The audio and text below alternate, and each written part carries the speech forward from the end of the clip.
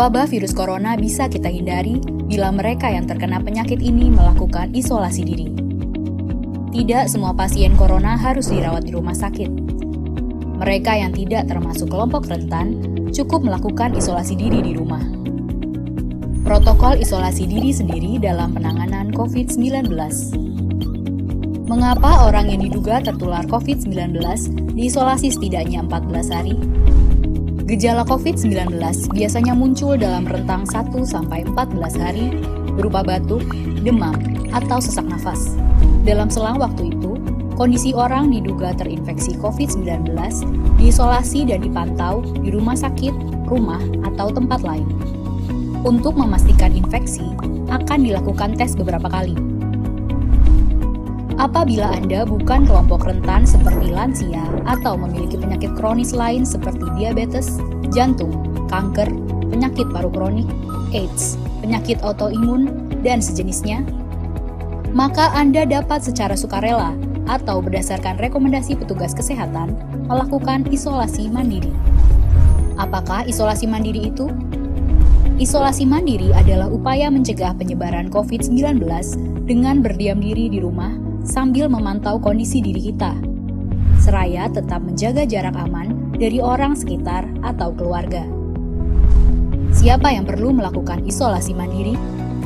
Siapapun yang memiliki gejala sakit seperti demam, batuk atau pilek, nyeri tenggorokan, atau gejala penyakit pernafasan lainnya, atau termasuk dalam kelompok orang dalam pemantauan atau ODP, yaitu orang yang pernah berkontak erat dengan pasien positif COVID-19 dan atau orang dengan riwayat perjalanan dari negara atau transmisi lokal COVID-19.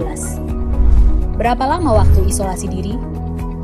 Setidaknya selama 14 hari sampai hasil pemeriksaan sampel di laboratorium diketahui.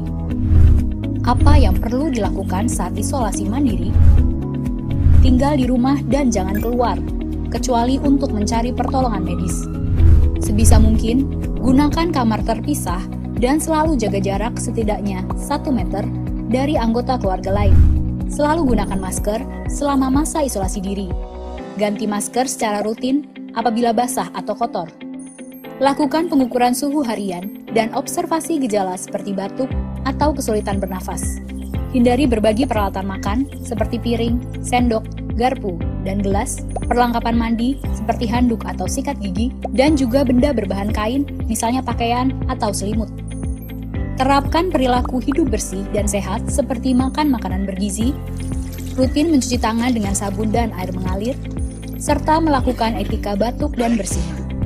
Upayakan berada di ruang terbuka dan berjemur sinar matahari setiap pagi. Jaga kebersihan rumah dengan cairan disinfektan, terutama untuk area atau permukaan yang sering tersentuh tangan. Hubungi segera fasilitas layanan kesehatan bila sakit memburuk, seperti mengalami sesak nafas. Apa yang tidak boleh dilakukan saat isolasi mandiri? Tidak boleh keluar rumah, termasuk untuk bekerja, apalagi ke ruang publik. Bila sangat terpaksa harus keluar, gunakan masker dan hindari transportasi publik atau tempat ramai. Tidak boleh berbagi alat makan, mandi, dan pakaian bersama anggota keluarga lainnya. Cuci peralatan makan dan pakaian secara mandiri, terpisah dari anggota keluarga lain. Bila harus berbagi kamar mandi atau mesin cuci pakaian, maka bersihkan dengan desinfektan setelah dipakai. Bagaimana menjaga pertahanan tubuh selama masa isolasi mandiri? Tetap terapkan pola hidup sehat, antara lain dengan makan makanan bergizi seimbang, perbanyak buah dan sayur, istirahat yang cukup, lakukan olahraga ringan, dan hindari merokok atau minum alkohol. Isolasi mandiri bukanlah sesuatu yang sulit, namun membutuhkan komitmen baik dari diri sendiri maupun keluarga dan orang terdekat. Orang yang menjalani isolasi dapat mengalami kesepian, kekhawatiran, dan ketidaknyamanan saat mengalami gejala sakit. Maka mereka perlu dibantu, didukung, dan diberi semangat. Mari saling berempati, perkuat solidaritas, dan bersama kita melawan corona.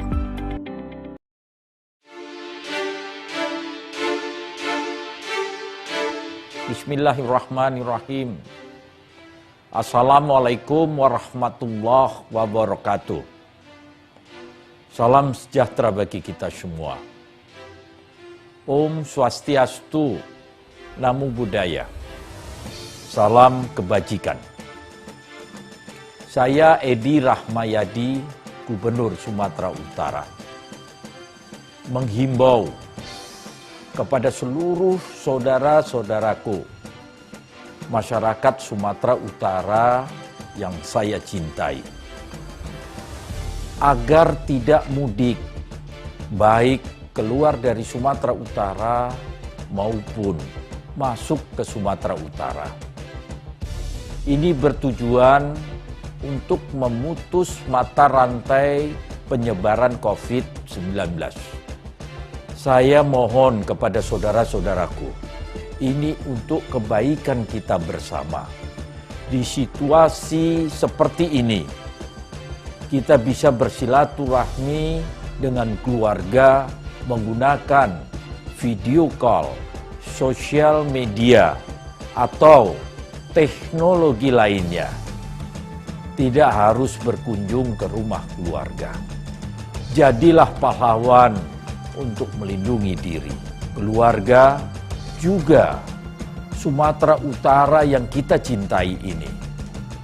Saat ini, Sumatera Utara sudah meningkatkan status dari siaga darurat bencana non-alam COVID-19 menjadi status tanggap darurat hingga tanggal 29 Mei 2020. Demi keselamatan kesehatan warga Sumatera Utara, kita harus kompak memutuskan rantai penyebaran COVID-19. Mari kita berdoa kepada Tuhan Yang Maha Esa, Allah Subhanahu wa Ta'ala. Semoga situasi segera kembali pulih dan kita terbebas dari bencana ini. Wabillahi taufik wal hidayah. Wassalamualaikum warahmatullahi wabarakatuh.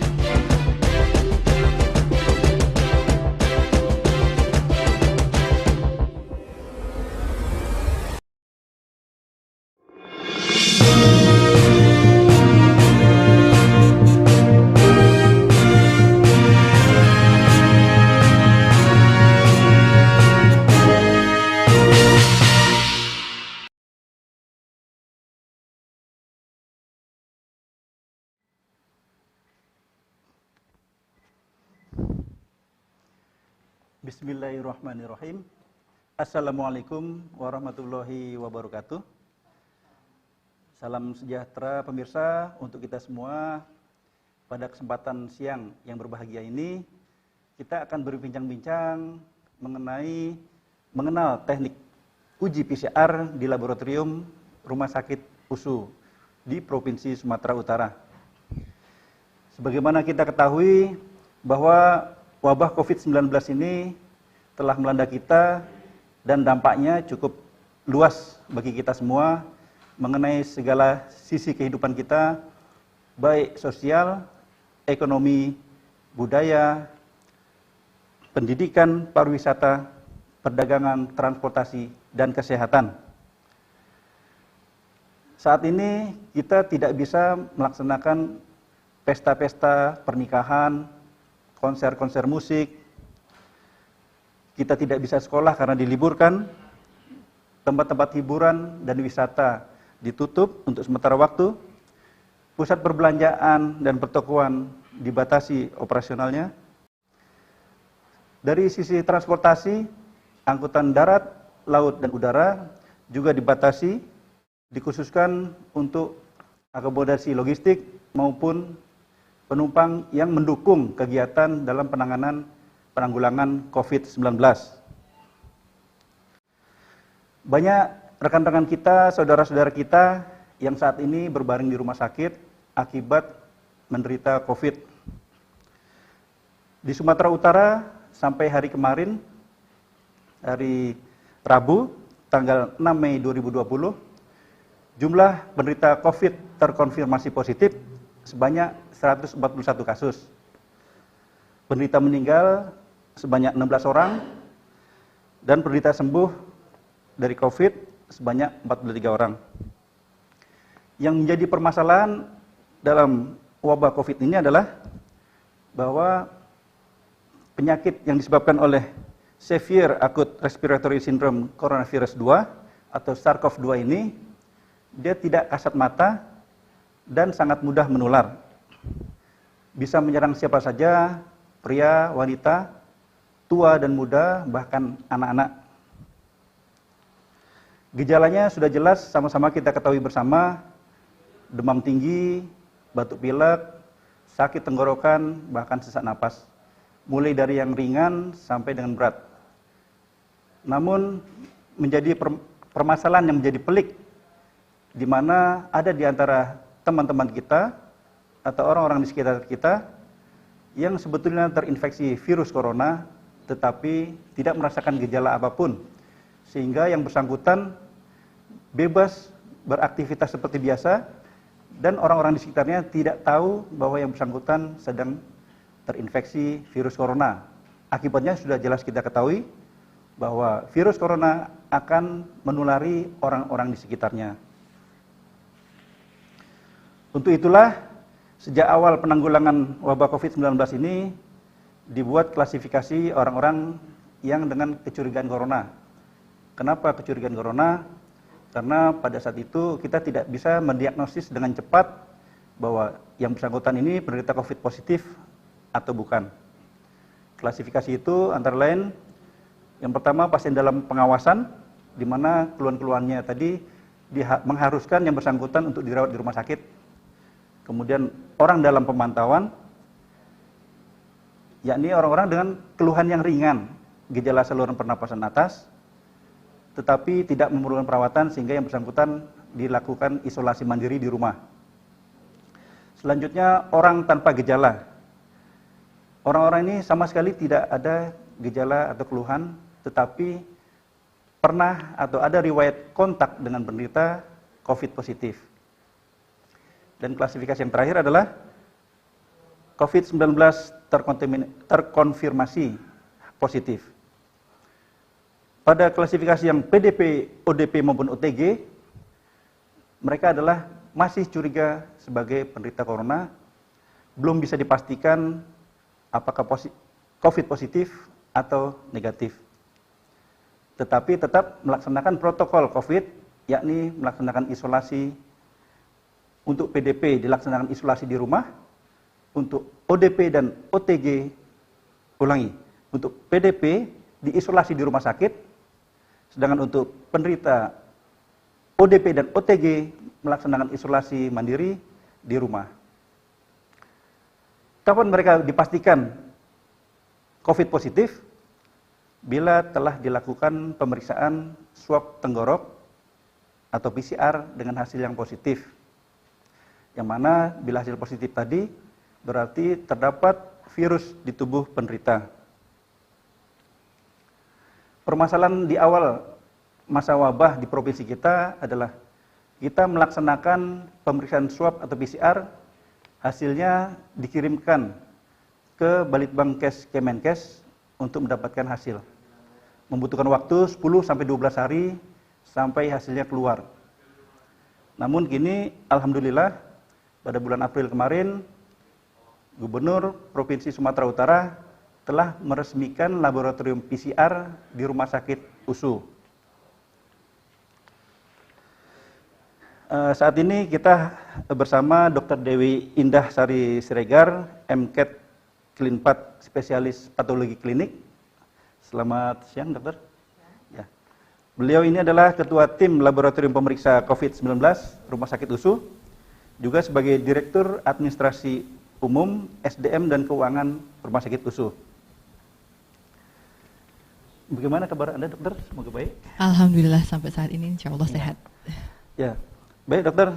Kita sangat bersyukur sekali bahwa provinsi kita sudah memiliki laboratorium pemeriksaan PCR untuk mendiagnosa penderita COVID. Sudah berapa banyak spesimen swab yang diperiksakan di laboratorium USU, mulai dari awal dibuka sampai dengan hari ini? Per hari ini kami sudah memeriksa 541 sampel yang tersebar dari seluruh provinsi Sumatera Utara. 541 sampel ya, banyak juga ya. Ya. Berapa kira-kira kapasitas per hari untuk pemeriksaan? Dalam keadaan normal kita bisa melakukan pemeriksaan sampai dengan 96 sampel per hari. 96 sampel ya. Ya, Iya, iya. dalam keadaan normal. Dari 500 sekian sampel tadi, berapa yang sudah dihasilkan, maksudnya pertambahan COVID yang positif dari hasil pemeriksaan usul? Boleh saya share di sini ya? Boleh, boleh. Oh ya, jadi sampai saat ini sekitar jumlahnya 50. Sekitar 50-an Ya, ya. yang positif. Tentu dengan adanya diagnosa COVID positif yang pasti itu sangat membantu gugus tugas dalam mengambil langkah-langkah selanjutnya ya. Ya. Kemudian alat apa yang digunakan di laboratorium PCR USU dan bagaimana pengadaannya gitu. Terima kasih pertanyaannya, dokter. Jadi untuk melakukan pemeriksaan PCR ini dia terdiri dari 2 step. Yang pertama adalah pemeriksaan pre-PCR-nya, itu dilakukan ekstraksi, kemudian PCR-nya dengan menggunakan PCR. Jadi alhamdulillah USU memang sudah mempunyai mesin PCR. Alat ekstraksi yang sifatnya otomatis juga USU punya. Jadi itu sangat membantu kami dalam melakukan pemeriksaan. Jadi untuk bahan-bahannya sebagian dibeli oleh USU, sebagian dengan bantuan dari Menristek, kemudian sebagian dengan bantuan dari pusat, dari Litbangkes dan dari BNPB, begitu. Oh ya, berarti dengan kata lain fase-fase pemeriksaannya itu yang pertama adalah fase pengambilan sampel dengan swab tadi ya. Iya. Kemudian dimasukkan ke dalam VTM atau Ya. virus Transport media. Ya.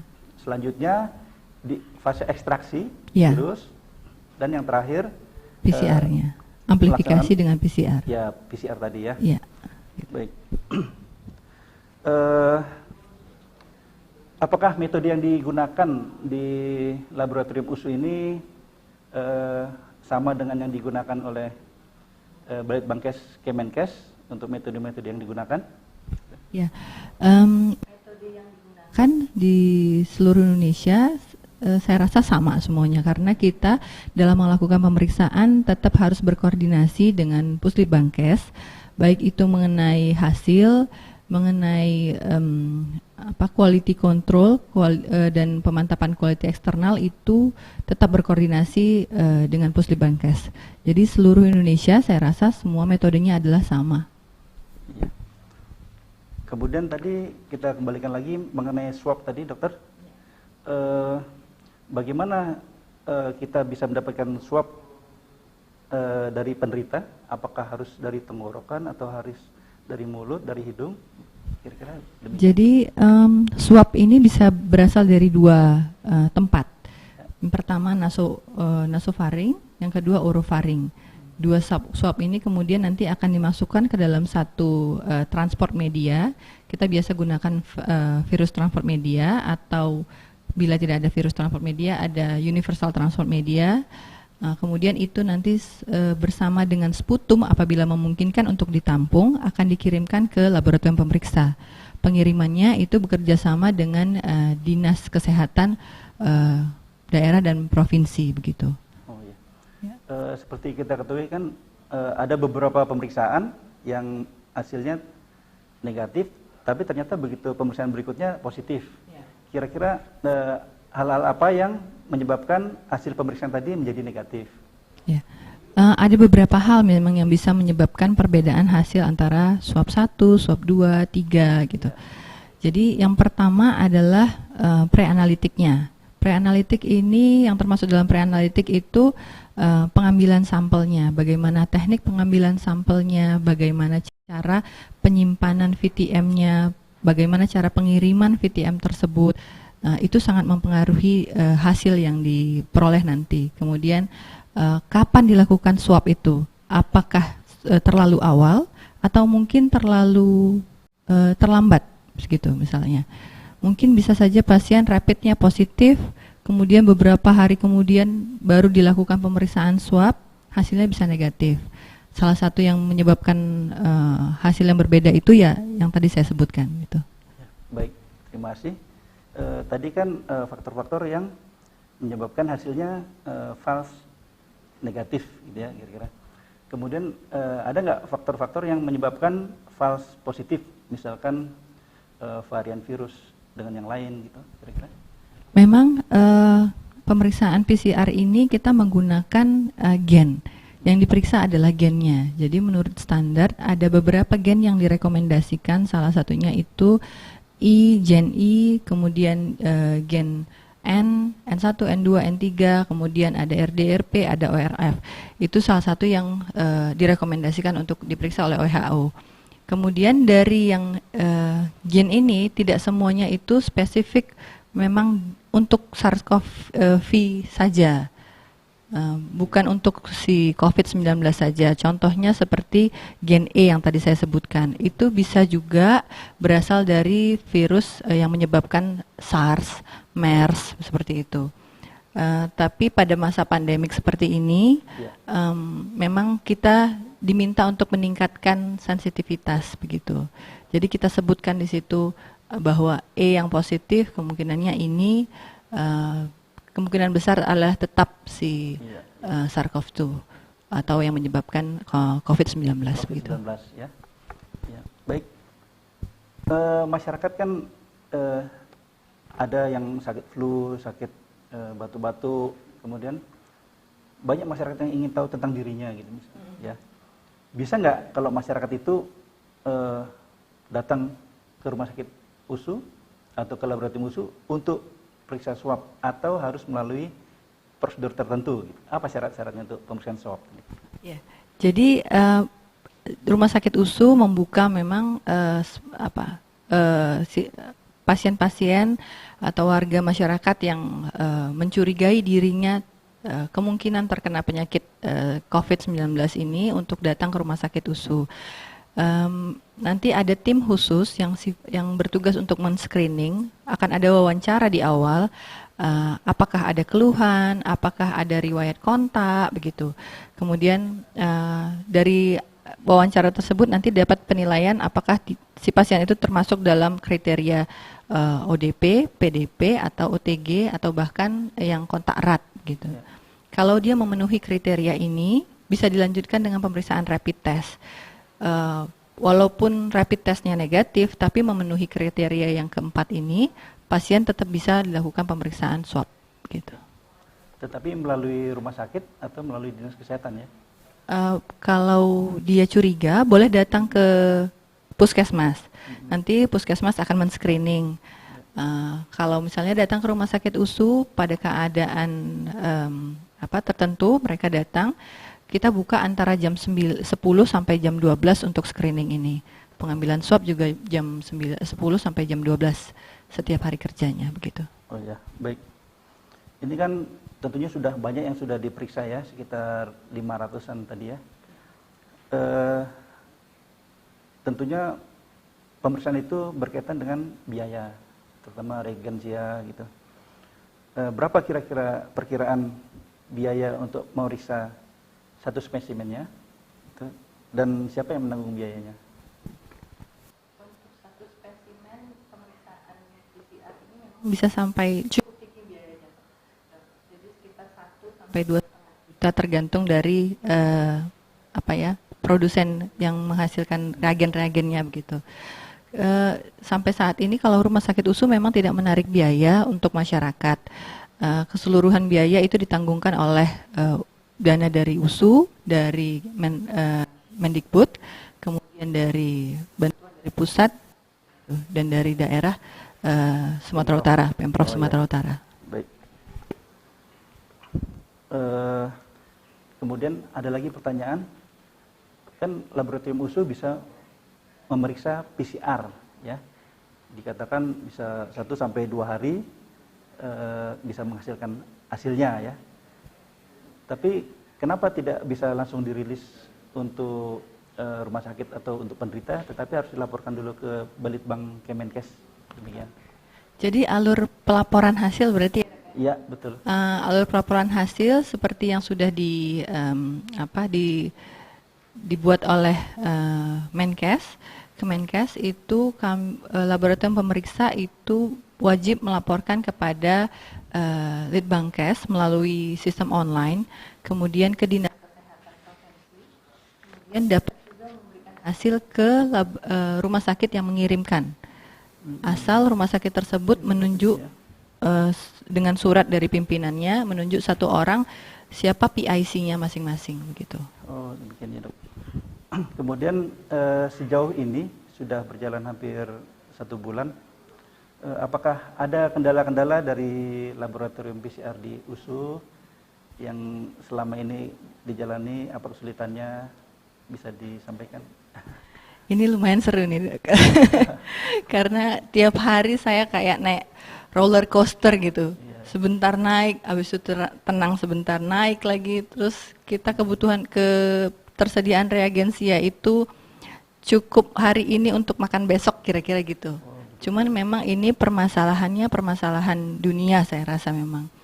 Mulai dari VTM kemarin sempat habis kan katanya, kit ekstraksi, kit PCR. Jadi yang disebutkan dengan kit atau reagen itu bukan cuma untuk PCR-nya saja, jadi ada juga yang harus kita sediakan untuk ekstraksinya. Nah ini yang memang susah mendapatkannya, gitu. Jadi memang membutuhkan beberapa reagensia. Iya. Dan itu tidak selalu ada. Tersedia, ya. Ya, kita punya uang pun kita belum tentu bisa dapat. Barangnya tidak ada. Ya. Iya. Ya, terus setiap kali ada perubahan jenis reagensia, kita harus ulang uji coba lagi. Jadi berhenti untuk mengerjakan pasien untuk uji coba, kalau sudah sesuai, dianggap baik, baru bisa kita kerjakan untuk pasien. Tapi kalau tidak, harus diperbaiki terus dilaporkan, bila tidak memungkinkan sama sekali untuk digunakan, harus tetap dilaporkan ke Puslitbangkes begitu. Ya. Sampai sejauh ini kan laboratorium PCR Rumah Sakit USU ini ya menjadi tumpuan kita lah sampai saat ini, dan kebanggaan kita dalam menegakkan COVID ya. Dan tentunya tadi dokter sampaikan ada beberapa permasalahan. Apakah dari laboratorium USU itu sudah pernah menyampaikan ke gugus tugas maupun ke Pemprov mengenai permasalahan agar supaya pasokan atau sirkulasi dari reagensia dan kebutuhan laboratorium bisa terpenuhi? Kita terus berkoordinasi dari rumah sakit, dari laboratorium, terus berkoordinasi dengan gugus tugas.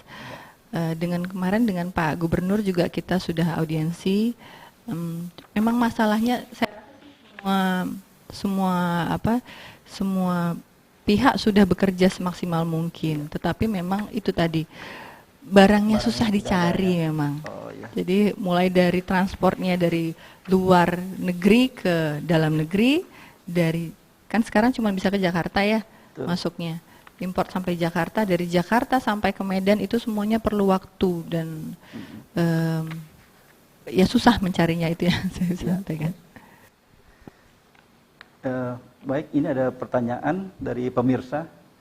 Ya, ini di luar pemeriksaan PCR yang tadi.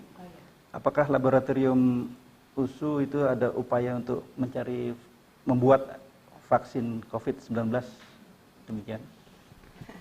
Kalau untuk membuat vaksin sampai sekarang belum ya. Membuat vaksin itu kita harus menumbuhkan si virus ini. Dan untuk menumbuhkan si virus ini perlu fasilitas yang lebih tinggi lagi daripada yang kita perlukan sekarang. Jadi belum memang. Jadi sejauh ini baru sebatas terapi plasma ya. Jadi untuk yang penderita yang COVID sudah sembuh, ya, kemudian mendonorkan darahnya dan plasma diambil, diberikan kepada penderita COVID yang sedang dirawat ya. Iya, jadi yang imunitas alami diberikan kepada pasien yang lain gitu. Iya, iya. Baik dokter, jadi terima kasih sekali atas penjelasannya. Terima kasih, Dok. Semoga masyarakat bisa lebih mengenal pentingnya keberadaan laboratorium PCR USU di wilayah kita di Sumatera Utara yang kita cintai ini. Saudara-saudara pemirsa, begitu pentingnya laboratorium PCR Rumah Sakit USU ini dalam penanggulangan wabah COVID-19 di Provinsi Sumatera Utara. Kita dapat lebih cepat dalam menegakkan diagnosa dan kita juga mempersingkat waktu perawatan pasien di rumah sakit. Mungkin yang paling terakhir dokter ya, dari Dokter Dewi, apakah ada himbauan atau pesan-pesan untuk masyarakat Sumatera Utara dalam menghadapi wabah COVID-19 ini? Kalau dari saya, mohon untuk kepada semua masyarakat untuk tetap mematuhi anjuran dari pemerintah ya. Yang pertama selalu menggunakan masker saat keluar rumah, kemudian mencuci tangan dengan air dan sabun, dan kita selalu menjaga jarak 2 meter antar sesama kita, dan menghindari keramaian maupun perkumpulan orang banyak ya. Semoga Tuhan Yang Maha Kuasa memberikan perlindungan, keselamatan dan kesehatan bagi kita semua. Demikian dari kami. Wassalamualaikum warahmatullahi wabarakatuh. Sumut lawan COVID-19, bersama kita bisa. Horas.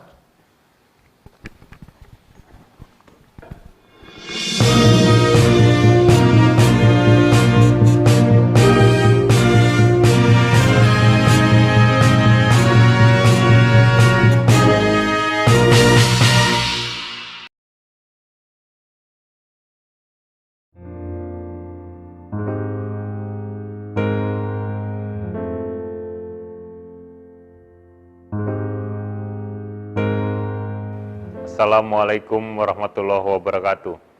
Warga Sumatera Utara yang saya cintai, pemerintah Provinsi Sumatera Utara telah melakukan langkah serius dan melibatkan banyak pihak untuk menghadapi pandemi COVID-19.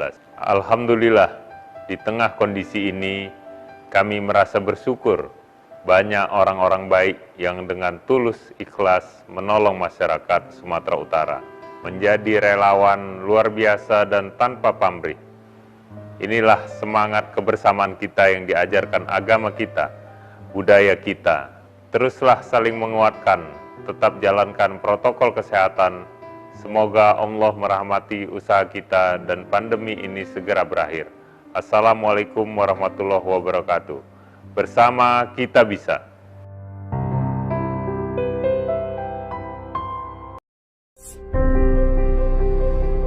Hai, bagaimana kabar kalian? Semoga selalu dalam keadaan prima dan jauh dari ancaman virus, serta penyakit apapun ya. Mengingat saat ini sedang marak tentang mewabahnya virus novel corona. Virus novel corona menyebabkan wabah pneumonia di kota Wuhan, Tiongkok pada Desember 2019 dan menyebar ke negara lainnya hingga kini. Penyebab infeksi virus corona tersebut antara lain percikan air liur pengidap, bisa dari batuk dan bersin, menyentuh tangan atau wajah orang yang terinfeksi, menyentuh mata, hidung, atau mulut setelah memegang barang yang terkena percikan air liur pengidap virus corona. Gejala yang timbul bila terjangkit virus novel corona bisa beragam, bergantung pada jenis corona yang menyerang dan seberapa serius infeksi yang terjadi. Berikut beberapa gejala virus corona yang terbilang ringan: hidung beringus, sakit kepala, batuk, sakit tenggorokan, demam, merasa tidak enak badan. Hal yang perlu ditegaskan, beberapa virus corona dapat menyebabkan gejala yang lebih parah. Infeksinya dapat berubah menjadi bronkitis dan pneumonia, yang menyebabkan gejala seperti demam yang mungkin cukup tinggi bila pasien mengidap pneumonia, batuk dengan lendir, nyeri dada atau sesak saat bernapas. Infeksi bisa semakin parah bila menyerang kelompok individu tertentu. Contohnya, orang dengan penyakit jantung atau paru-paru, orang dengan sistem kekebalan yang lemah. Hingga saat ini, belum ada vaksin yang dapat mencegah virus corona. Maka dari itu, langkah terbaik adalah mencegah penyebaran virus tersebut, yaitu menghindari berpergian ke Cina, menggunakan masker saat beraktivitas di luar ruangan, terutama bila kamu beraktivitas di tempat umum. Rutin mencuci tangan dengan air dan sabun atau hand sanitizer yang mengandung alkohol. Tutup mulut dan hidung saat kamu batuk atau bersin. Jangan menyentuh mata, mulut, dan hidung sebelum mencuci tangan. Hindari berdekatan dengan orang yang sedang sakit. Jaga kebersihan benda yang sering disentuh dan kebersihan lingkungan. Semoga kita terhindar dari virus ini dan segala penyakit lainnya ya.